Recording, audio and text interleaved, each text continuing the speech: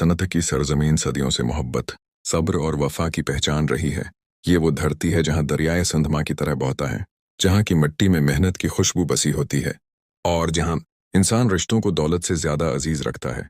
दरियाए सिंध के किनारे एक पुराना मगर खूबसूरत गांव था जिसका नाम नूरानी गोट था। इस गांव में कुचे पके घर, खजूरों के लंबे दरख्त, सरसब्ज खेत और सादा दिल लोग बसते थे। गांव के लोग गरीब जरूर थे मगर एक दूसरे के दुख दर्द में शरीक रहते थे। साएं इलाही बख्श, इसी गांव में साएं इलाही बख्श नाम का एक बुजुर्ग रहता था। उसकी उम्र 60 बरस से ज्यादा थी मगर हाथों में अब भी मेहनत की ताकत थी। वो संधी टोपी पहनता, शिड़क ओढ़ता और हर बात में सच बोलता था। गांव के लोग उसे इज्जत से साएं कहते थे। साएं इलाही बख्श के 2 बेटे थे, नज़ीर और सलीम।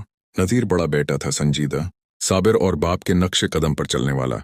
वो खेती बाड़ी को इबादत समझता था। सलीम छोटा था, तेज जबान, जल्दबाज और शहर के रंगीन ख्वाब देखने वाला। बाप की नसीहत। एक दिन शाम के वक्त जब सोच दरियाए सनत में डूब रहा था, साएं इलाही बख्श ने दोनों बेटों को पास बुलाया और कहा, बेटो, ये जमीन हमारे बाप दादा की इमानत है। जो इस मिट्टी का एहतराम करेगा, ये मिट्टी उसे कभी खाली हाथ नहीं लौटाएगी। दौलत आती जाती रहती है मगर इज्जत और सुकून हमेशा रहता है। नज़ीर ने सिर झुकाकर बात मान ली मगर सलीम के दिल में शहर के ख्वाब ही पल रहे थे।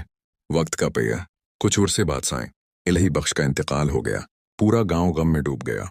बाप के बाद दोनों भाइयों ने जमीन आपस में बांट ली। नज़ीर ने खेती शुरू की।